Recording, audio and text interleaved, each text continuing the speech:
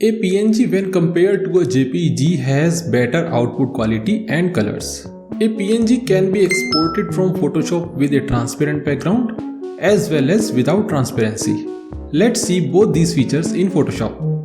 We have imported this image in Photoshop and we will take some part out of this image to export it as PNG with transparency and without transparency. So let's select the marquee tool and take some selection by pressing Shift key. So we have selected this area. To transform it, go to select and go to transform selection. We will match the selection with this area so that we have a perfect selection. We have almost done it, and click on this right button, and when we press Ctrl J, this part of the image would be duplicated. So let's press Ctrl J. Okay, now you can see we have selected this area perfectly.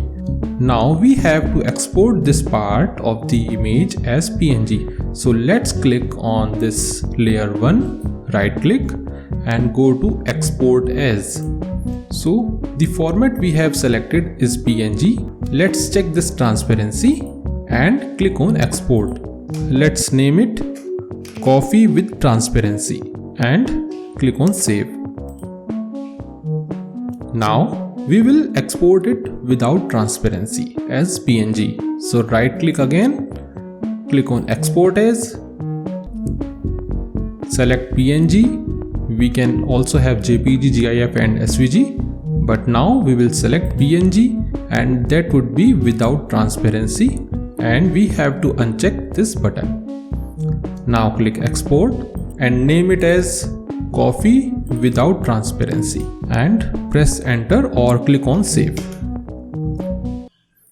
Now we have exported two PNG files, one is with transparency and other is without transparency. Let's import both these images in Photoshop and see the results. This is coffee without transparency. This is without transparency. The background is white, right? And let's now drag this. Coffee with transparency. Now you can see the transparency behind this circle or image. Here coffee without transparency has a white background as compared to coffee with transparency.